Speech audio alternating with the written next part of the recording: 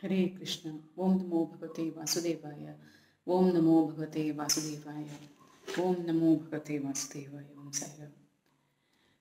ಶ್ರೀಮದ್ ಭಾಗವತ ಮಹಾಪುರಾಣ ದಶಮಸ್ಕಂದ ಉತ್ತರಾರ್ಧದಲ್ಲಿ 60ನೇ ಅಧ್ಯಾಯ ಶ್ರೀ ಕೃಷ್ಣ ರುಕ್ಮಿಣಿ ಸಂವಾದ. ಶ್ರೀ ಶುಕಮಹಾಮುನಿಗಳು ಹೇಳ್ತಾರೆ, ಎಲ್ಲ ಈ ಪರೀಕ್ಷಿತನೇ, ಹೀಗೆ ಇರುತ್ತಿರಲಾಗಿ ಒಂದು ದಿನ ಸಮಸ್ತ ಜಗತ್ತಿಗೂ ಗುರುವಾದ ಭಗವಾನ್ ಶ್ರೀಕೃಷ್ಣನು ರುಕ್ಮಿಣಿಯ ಮಂಚದ ಮೇಲೆ ಸುಖವಾಗಿ ಕುಳಿತಿದ್ದನು. ರುಕ್ಮಿಣಿ ದೇವಿಯು ತನ್ನ ಸಖಿಯರೊಂದಿಗೆ ಸ್ವಾಮಿಗೆ ಗಾಳಿ ಬೀಸುತ್ತಾ ಉಪಚರಿಸ್ತಾ ಇದ್ದಳು. ಸರ್ವಶಕ್ತನಾದ ಭಗವಂತನು ಲೀಲೆಯಿಂದ ಈ ವಿಶ್ವವನ್ನು ಸೃಜಿಸಿ ರಕ್ಷಿಸಿ ಕಡೆಯಲ್ಲಿ ಪ್ರಳಯವನ್ನೂ ಮಾಡುವನು.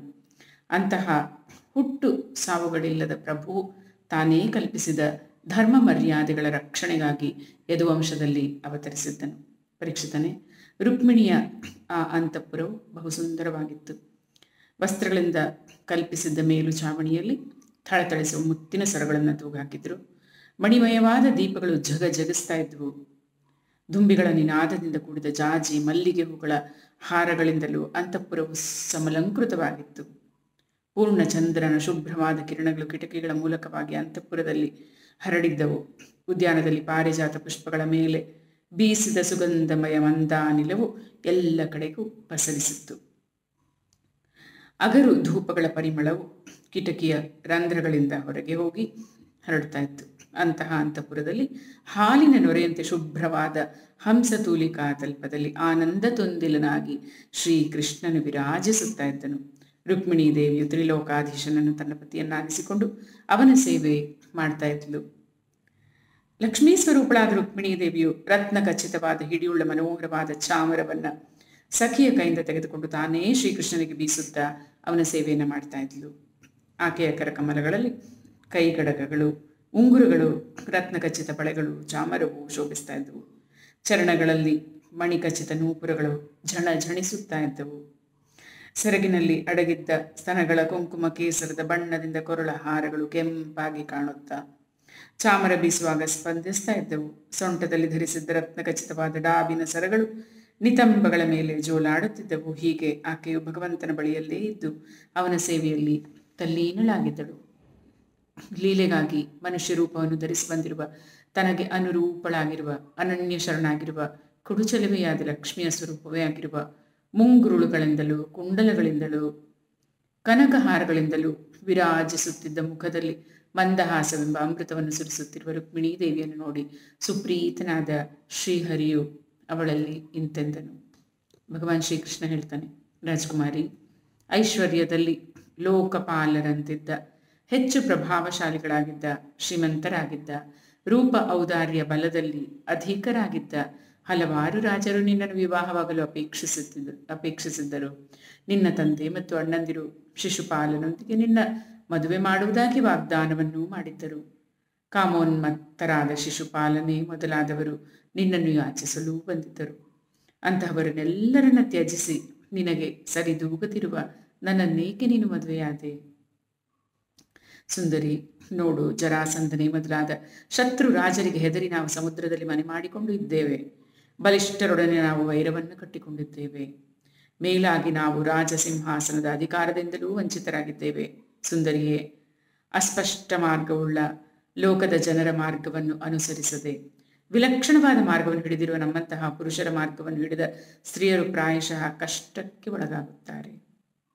ಸುಂದರಳೆ, ನಾವು ಯಾವಾಗಲೂ ಯಾವುದೇ ಕಾಮನೆ ಇಲ್ಲದವರು. ಆದ್ದರಿಂದ ನಮಗೆ ಅಂಥ ನಿಷ್ಕಂಚನರನ್ನು ಕಂಡರೆ ಬಹಳ ಪ್ರೀತಿ. ಈ ಕಾರಣದಿಂದಲೇ ಪ್ರಾಯಶಃ ಧನಿಕರಾದವರು ನನ್ನನ್ನು ಆಶ್ರಯಿಸುವುದಿಲ್ಲ. ಧನ, ಕುಲ, ಐಶ್ವರ್ಯ, ಸೌಂದರ್ಯ, ಆದಾಯ ಇವುಗಳಲ್ಲಿ ತಮಗೆ ಸಮಾನರಾದವರೊಂದಿಗೆ ವಿವಾಹ ಮತ್ತು ಮೈತ್ರಿಯ ಸಂಬಂಧವನ್ನು ಬೆಳೆಸಬೇಕು. ತನ್ನಿಂದ ಶ್ರೇಷ್ಠ ಅಥವಾ ಕನಿಷ್ಠರೊಂದಿಗೆ ಸಂಬಂಧ ಬೆಳೆಸಬಾರದು. ವಿದರ್ಭ ರಾಜಕುಮಾರಿ, ನೀನು ದೂರದೃಷ್ಟಿ ಇಲ್ಲದೆ ಈ ವಿಷಯಗಳ ಕುರಿತು ವಿಚಾರ ಮಾಡಲಿಲ್ಲ. ಏನೂ ತಿಳಿಯದ ಭಿಕ್ಷುಕರಿಂದ ನನ್ನ ಪ್ರಶಂಸೆಯನ್ನು ಕೇಳಿ ಗುಣಹೀನನಾದ ನನ್ನನ್ನು ವರಿಸಿದೆ. ದೇವಿ, ಈಗಲೂ ಕಾಲ ಮಿಂಚಿ ಹೋಗಿಲ್ಲ.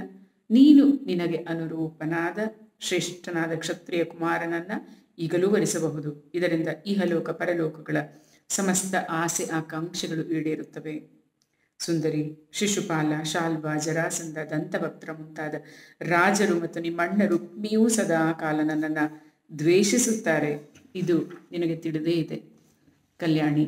ಅವರೆಲ್ಲರೂ ಬಲಪರಾಕ್ರಮದ ಮದದಿಂದ ಕುರುಡರಾಗಿದ್ದರು. ತಮ್ಮ ಮುಂದೆ ಯಾರನ್ನೂ ಲೆಕ್ಕಿಸುತ್ತಿರಲಿಲ್ಲ. ಅಂತಹ ದುಷ್ಟರ ಗರ್ವವನ್ನೂ ಮುರಿಯಲಿಕ್ಕಾಗಿಯೇ ನಾನು ನಿನ್ನನ್ನು ಅಪಹರಿಸಿ ತಂದಿರುವೆನು. ಇದಲ್ಲದೆ ಬೇರೆ ಯಾವ ಕಾರಣವೂ ಇಲ್ಲ. ನಿಶ್ಚಯವಾಗಿಯೂ ನಾವು ಉದಾಸೀನರು. ನಮಗೆ ಪತ್ನಿ ಪುತ್ರರಲ್ಲಾಗಲಿ ಧನದಲ್ಲಾಗಲಿ ಲಾಲಸೆ ಇಲ್ಲ. ಪತ್ನಿ ಪುತ್ರರನ್ನು ಪಡೆಯಬೇಕೆಂಬ ಕಾಮನೆಯೂ ಇಲ್ಲ.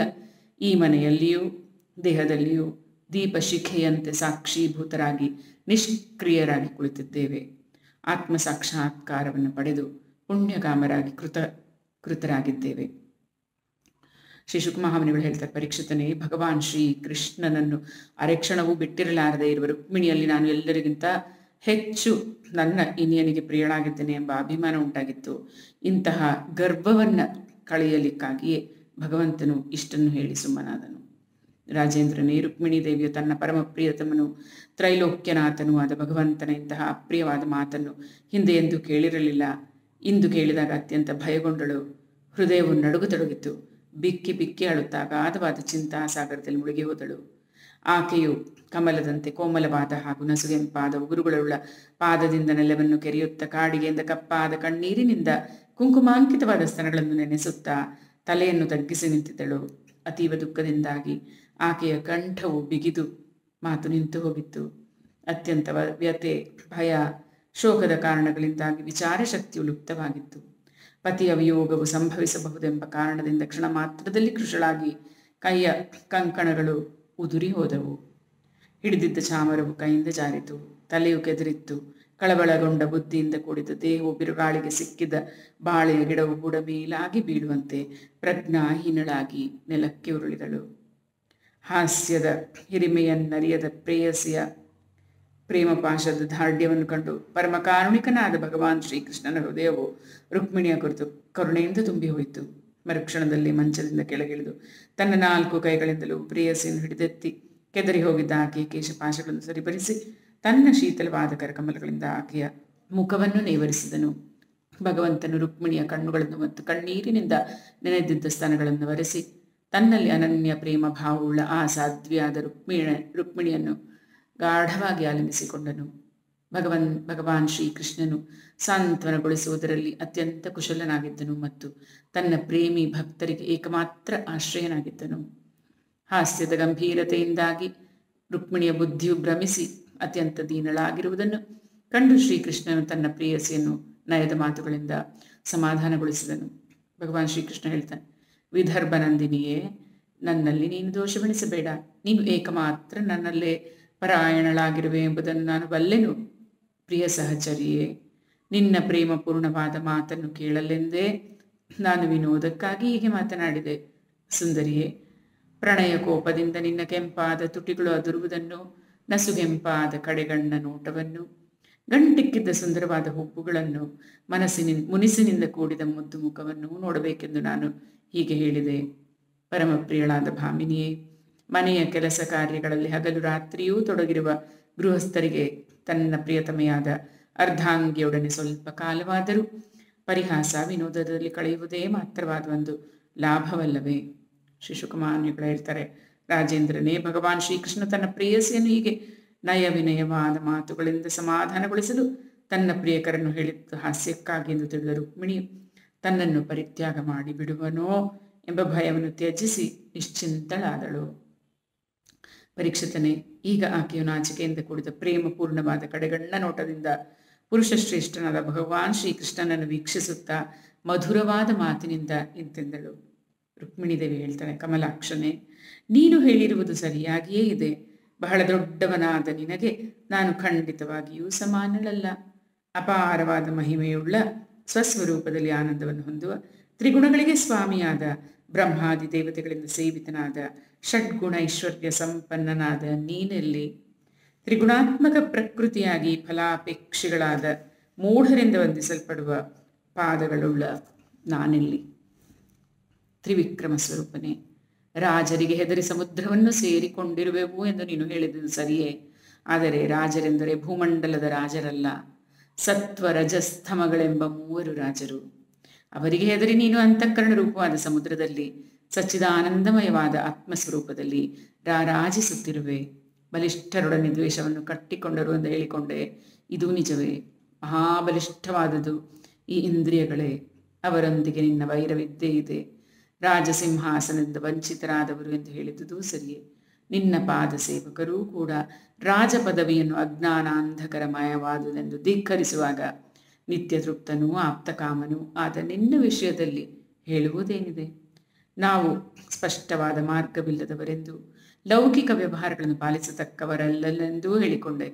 ಇದು ಯಥಾರ್ಥವೇ ಆಗಿದೆ. ಏಕೆಂದರೆ ನಿನ್ನ ಪಾದ ಪದ್ಮಗಳ ಮಕರಂದವನ್ನು ಸೇವಿಸುವವರ ಮಾರ್ಗವು ಅಸ್ಪಷ್ಟವಾಗಿರುತ್ತದೆ ಮತ್ತು ವಿಷಯಗಳಲ್ಲಿ ಮೈಮರೆತ ನರಪಶುಗಳಿಂದ ಅದನ್ನು ಊಹಿಸಲು ಸಾಧ್ಯವಾಗುವುದಿಲ್ಲ. ಓ ಅನಂತನೇ, ನಿನ್ನ ಮಾರ್ಗದಲ್ಲಿ ನಡೆಯುವ ನಿನ್ನ ಭಕ್ತರ ಚೇಷ್ಟೆಗಳು ಪ್ರಾಯಶಃ ಅಲೌಕಿಕವಾಗಿರುವಾಗ ಸಮಸ್ತ ಶಕ್ತಿಗಳ ಮತ್ತು ಐಶ್ವರ್ಯಗಳ ಆಶ್ರಯನಾದ ನಿನ್ನ ಚೇಷ್ಟೆಗಳು ಅಲೌಕಿಕವಾಗಿರುವುದರಲ್ಲಿ ಹೇಳುವುದೇನಿದೆ? ನಾವು ಅಕಿಂಚನರು ಎಂದು ಹೇಳಿಕೊಂಡೆ, ಆದರೆ ನಿನ್ನ ಅಕಿಂಚನತೆ ದರಿದ್ರತೆಯಲ್ಲ. ನೀನಲ್ಲದೆ ಬೇರೆ ಯಾವ ವಸ್ತುವೂ ಇಲ್ಲದಿರುವುದರಿಂದ ಎಲ್ಲವೂ ನೀನೇ ಆಗಿರುವೆ ಎಂಬುದೇ ಅರ್ಥವಾಗಿದೆ. ನಿನ್ನ ಬಳಿಯಲ್ಲಿ ಇಟ್ಟುಕೊಳ್ಳಲಿಕ್ಕಾಗಿ ಏನೂ ಇಲ್ಲ.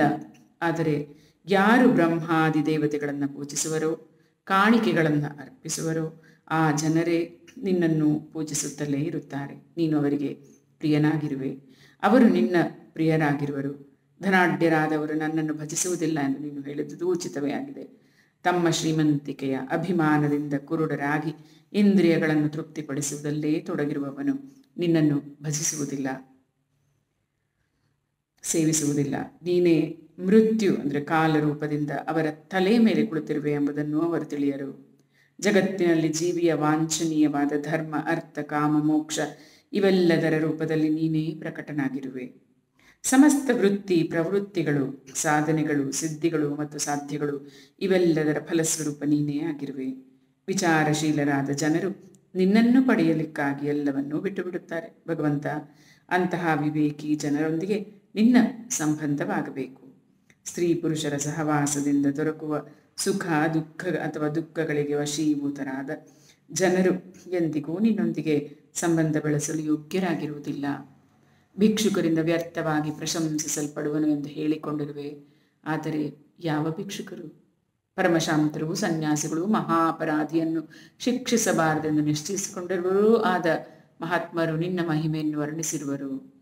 ನಾನು ದೂರದರ್ಶಿತ್ವವಿಲ್ಲದೆ ನಿನ್ನನ್ನು ವರಿಸಲಿಲ್ಲ. ನೀನು ಸಮಸ್ತ ಜಗತ್ತಿನ ಆತ್ಮನಾಗಿರುವೆ. ನಿನ್ನ ಪ್ರೇಮಿಗಳಿಗೆ ನಿನ್ನನ್ನೇ ಕೊಟ್ಟುಕೊಳ್ಳುವೆ. ನೀನು ಕೇವಲ ಹುಬ್ಬನ್ನು ಹಾರಿಸಿದ ಮಾತ್ರದಿಂದ ಪ್ರೇರಿತವಾದ ಕಾಲವು ಬ್ರಹ್ಮೇಂದ್ರಾದಿಗಳ ಐಶ್ವರ್ಯವನ್ನು, ಆಕಾಂಕ್ಷೆಯನ್ನು ಧ್ವಂಸ ಮಾಡಿಬಿಡುತ್ತದೆ. ಇದನ್ನು ತಿಳಿದೇ ನಾನು ಅವರನ್ನು ತ್ಯಾಗ ಮಾಡಿರುವೆನು. ಹಾಗಿರುವಾಗ ಬೇರೆಯವರ ವಿಷಯದಲ್ಲಿ ಹೇಳುವುದೇನಿದೆ? ಗದಾಗ್ರಜನೆ, ಸಿಂಹವು ತನ್ನ ಗರ್ಜನೆಯಿಂದ ಕಾಡಿನ ಮೃಗಗಳನ್ನು ಓಡಿಸಿ ಅದರ ಭಾಗವನ್ನು ಕಚ್ಚಿಕೊಂಡು ಹೋಗುವಂತೆ ಕೇವಲ ಶಾಂಗ್ರಧನುಸ್ಸಿನ ಟಂಕಾರದಿಂದಲೇ ಸಮಸ್ತ ರಾಜರನ್ನು ಓಡಿಸಿ ನಿನ್ನ ದಾಸಿಯಾದ ನನ್ನನ್ನು ಅಪಹರಿಸಿಕೊಂಡು ಬಂದಿರುವೆ. ಇದಕ್ಕೆ ನಾನೇ ಸಾಕ್ಷಿಯಾಗಿದ್ದೇನೆ. ಹೀಗಿರುವಾಗ ರಾಜರಿಗೆ ಹೆದರಿ ಸಮುದ್ರವನ್ನು ಆಶ್ರಯಿಸಿರುವನು ಎಂಬ ನಿನ್ನ ಮಾತು ಯುಕ್ತಿಯುಕ್ತವಾಗಿ ಕಾಣುವುದಿಲ್ಲ. ಕಮಲನಯನ, ನನ್ನನ್ನು ಅನುಸರಿಸಿದವರು ಪ್ರಾಯಶಃ ಕಷ್ಟವನ್ನೇ ಪಡುತ್ತಾರೆ ಎಂದು ನೀನು ಹೇಗೆ ಹೇಳಬಲ್ಲೆ?